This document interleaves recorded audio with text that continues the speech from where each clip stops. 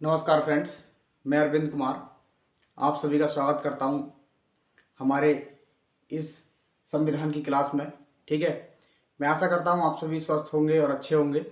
देखिए, जैसा कि आप सभी जानते हैं, हमारे ये संविधान में भाग 4 और राज्य के नीति निर्देशक तक चल रहे हैं। ठीक है, इसमें हमारे आर्टिकल 36 से 40 तक हो चुके हैं और जो कि मैंने पिछली क्लास में आपको पढ़ाई भी हैं और इससे पहले भी काफ़ी ज़्यादा हमारी संविधान की क्लासें हो चुकी हैं। 3 से 4 क्लासें हमारी संविधान की हो चुकी हैं। ठीक है, आपको इससे पिछली क्लास में जो भी दिया गया है आप देख सकते हैं उसमें। ठीक है, अब देखिए, हम देखते हैं हमारे ये आर्टिकल दिए गए हैं कुछ, इनको देखते हैं। परीक्षा की दृष्टि से बहुत ही उपयोगी आर्टिकल है। देखिए हमारे, अगर हम बात करते हैं आर्टिकल 41 की, आर्टिकल 41 हमारा क्या कहता है?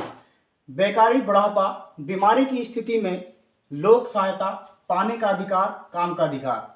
ये हमारा किसका है? राज्य का। ठीक है, बेकारी, बुढ़ापा, बीमारी की स्थिति में लोक सहायता पाने का अधिकार।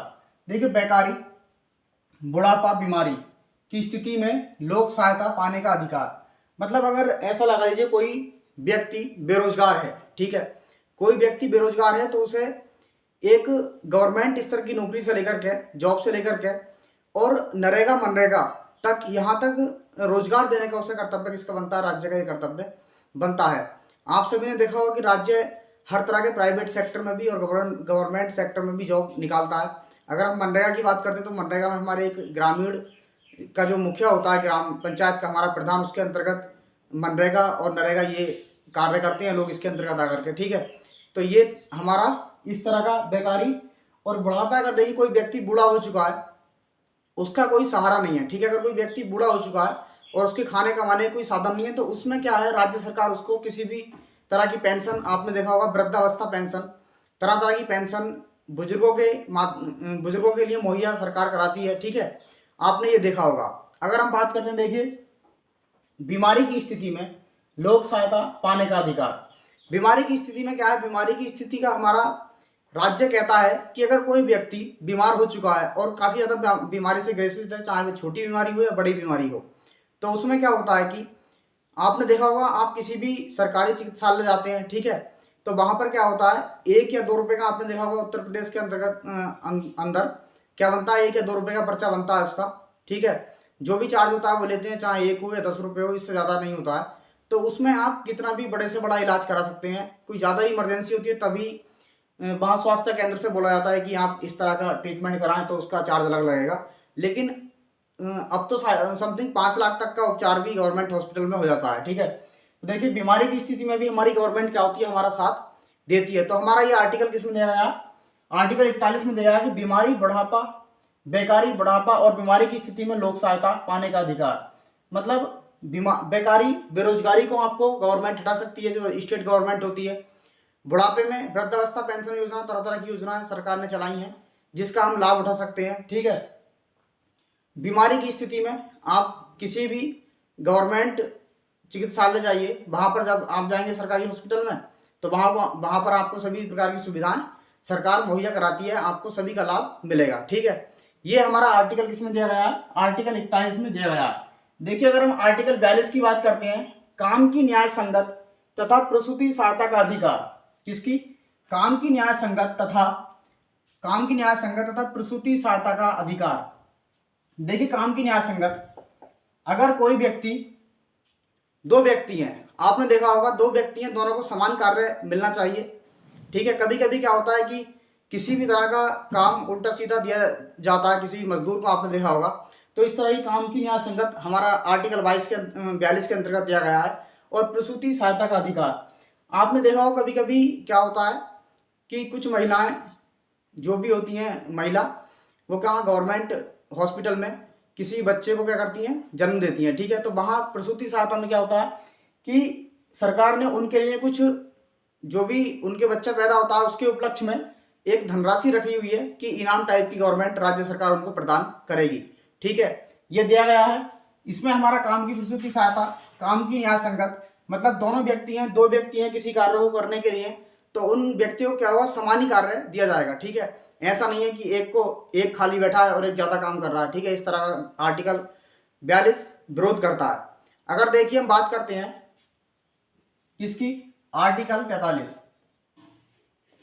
आर्टिकल 43 हमारा कहता है कुटीर उद्योगों का विकास करना, मछली पालन, रेशम पालन। ठीक है, कुटीर उद्योग मतलब गवर्नमेंट कहती है कि आप किसी भी तरह का पैसा हमसे लीजिए, मतलब एक जिस पर दर लगती हो पैसा लीजिए और आप कोई भी रोजगार ऐसा शामिल कर सकते हैं, शुरू कर सकते हैं जो कि आप एक रोजगार को स्टार्ट करने में कम से कम 10 या 15 या 20 लोगों को उसमें और रोजगार दे सकें। ठीक है, गवर्नमेंट का ऐसा कहना। देखिए कुटीर उद्योग की अगर हम बात करते हैं, आपने देखा होगा कि जो कालीन टाइप की बनती हैं वो भी कुटीर उद्योग के अंतर्गत आती हैं, और उसमें अगर एक ही व्यक्ति उस कार्य को स्टार्ट करता है और कितने कम से कम 10 से 15 या 20 लोग उसमें आते हैं, यानी उसके अंतर्गत कार्य करते हैं। अगर देखिए गवर्नमेंट ने, आपने देखा भी होगा, सुना भी होगा कि मछली पालन और रेशम पालन, इसके लिए हमारी राज्य सरकारों ने एक नियम कानून लागू कर रखे हैं कि आप किसी भी गवर्नमेंट स्तर से लेकर के या प्राइवेट सेक्टर में जो भी बैंक हो उनसे आप लोन ले सकते हैं और किसी भी कार्य को इनमें से प्रारंभ कर सकते हैं, और भी कार्य हैं जो इसके अंतर्गत आते हैं। ठीक है, तो रेशम पालन और मछली पालन तरह तरह के पालन हैं जो किसमें आते हैं, आर्टिकल हमारे 43 में आते हैं। ठीक है, तो देखिए अब हम बात करते हैं अनुच्छेद 44 की। अनुच्छेद 44 में हमारा दिया गया है कि नागरिकों के लिए समान सिविल संहिता। ठीक है, जो मैंने अभी इसमें बताया काम की न्याय संगत, मतलब इसमें भी यही दिया गया है कि अगर नागरिकों के लिए समान सिविल संहिता, अगर कोई भी व्यक्ति है अगर उसे कार्य करने का अधिकार है, ठीक है, अगर 2 या 4 जितने भी व्यक्ति हैं, तो इसका आर्टिकल 44 विरोध करता है कि हम समान कार्य के लिए बने हैं, समान सिविल संहिता। ठीक है, कभी भी इस तरह का कार्य नहीं होगा कि एक खाली बैठा है अगर किसी काम को करने के लिए गए हैं और एक काम कर रहा है। ठीक है, या एक को ऐसे कार्य में लगा जिसमें गंदगी भरा कार्य है, कोई भी हो, ठीक है, और एक साफ काम कर रहा है, ऐसा कुछ नहीं है। अगर पहले एक काम है तो उसको दोनों निपटाएंगे, फिर दूसरे काम पे दोनों लगेंगे। अगर इस तरह का कार्य करते हैं तो हमारा क्या है, आर्टिकल 44 का विरोध है। अब देखिए हम बात करते हैं किसकी, आर्टिकल 45 की। आर्टिकल 45 हमारा कहता है कि 6 से 14 वर्ष तक के बच्चों को निःशुल्क और अनिवार्य शिक्षा। ठीक है, आर्टिकल हमारा कहता है कि अगर कोई बच्चा है और वह 6 से 14 वर्ष तक की आयु के बीच है, ठीक है, 6 वर्ष से 14 वर्ष तक की आयु के बीच है, मतलब उसने यहाँ से अपनी पढ़ाई स्टार्ट की और यहाँ तक आ चुका है, वो 14 वर्ष तक की आयु आ चुका है। ठीक है, तो उसे क्या है, राज्य सरकार फ्री में, आपने देखा होगा 86वां संविधान संशोधन, 86वां संविधान संशोधन किसके 2002 के माध्यम से ये हुआ था। 86वां संविधान संशोधन कब हुआ था हमारा, 2002 में हुआ था। इसमें कहा गया था कि 6 से 14 वर्ष तक की आयु के बच्चों को निःशुल्क और अनिवार्य शिक्षा का प्रावधान किया गया है। ठीक है, मतलब प्रदान की जाएगी। आपने जब भी देखा होगा कि गवर्नमेंट स्कूल में अगर आप बच्चों को पढ़ने के लिए भेजते हैं, या देखा भी होगा आपने, तो वहां पर फीस बहुत नाम मात्र की होती है। ठीक है, 10 या 15 रुपये मंथली होती है, इतनी ज़्यादा फीस नहीं होती है। ठीक है, अब देखिए हम देखते हैं अपना आर्टिकल 46। आर्टिकल 46 हमारा कहता है अनुसूचित जाति, जनजाति तथा अन्य दुर्बल वर्गों के शिक्षा संबंधी हितों का संरक्षण। ठीक है, अनुसूचित जाति, SC ST तथा अन्य जो भी दुर्बल वर्ग हैं, आपने देखा होगा कि उन्हें शिक्षा के क्षेत्र में बहुत ज्यादा क्या दिया गया है, एक कोटा मिला हुआ है कि आप काफी ज्यादा छूट उन्हें मिली हुई है। अगर कोई भी तरह का कोर्स करते हैं, किसी भी संस्थान में जाते हैं आप, ठीक है, तो वहां पर आपको हर प्रकार की क्या कहते हैं, रियायतें मिल जाती हैं, छूट मिल जाती है। ठीक है, चाहे वह शिक्षा से संबंधित हो, ठीक है, या किसी अदर से संबंधित हो, चाहे वह दुर्बल वर्ग से संबंधित करता हो, मतलब या गरीब हो, ठीक है, या SC और ST, इनके लिए बहुत ज्यादा रियायतें प्रदान की गई हैं राज्य सरकार के द्वारा।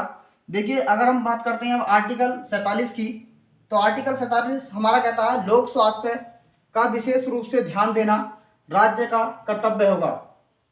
ठीक है, लोक स्वास्थ्य का ध्यान देना राज्य का क्या होगा, कर्तव्य होगा। मतलब ऐसा लगा लीजिए आप, किसी भी हानिकारक पदार्थ पर अगर कोई बेचा जा रहा है, ठीक है, तो उस पर क्या होगा, उस पर हमारी राज्य सरकार उसे प्रतिबंध कर सकती है।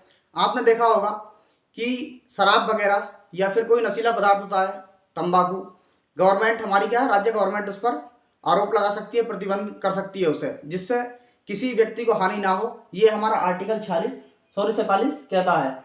किसी मादक पदार्थ देखिए, मादक पदार्थ और या फिर जो हानिकारक औषधियाँ होती हैं, आपने देखा दवाइयाँ होती हैं हानिकारक, जो नींद वगैरह की देखा होगा आपने, टैबलेट्स होती हैं, उन पर भी आर्टिकल 7 के अंतर्गत हमारा क्या है, प्रतिबंधित किया गया है। लोक स्वास्थ्य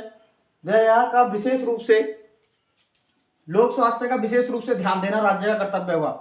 मतलब प्रत्येक तरह के नशीले पदार्थों से बचाने का हमारा किसका कर्तव्य होगा, हमारा राज्य का कर्तव्य होगा। ठीक है, देखिए फ्रेंड्स, हमारे आर्टिकल 41, 42 और ये 47 तक इसमें दिए गए बहुत ही मोस्ट आर्टिकल है वनडे एग्जाम के लिए। आप वीडियो को अधिक से अधिक शेयर करें, सही है, चैनल को सब्सक्राइब करें और लाइक करें, और कमेंट्स बॉक्स में कमेंट्स करके जरूर बताएं कि वीडियो हमारी कैसी लगी। धन्यवाद, मिलते हैं अगली कक्षा में।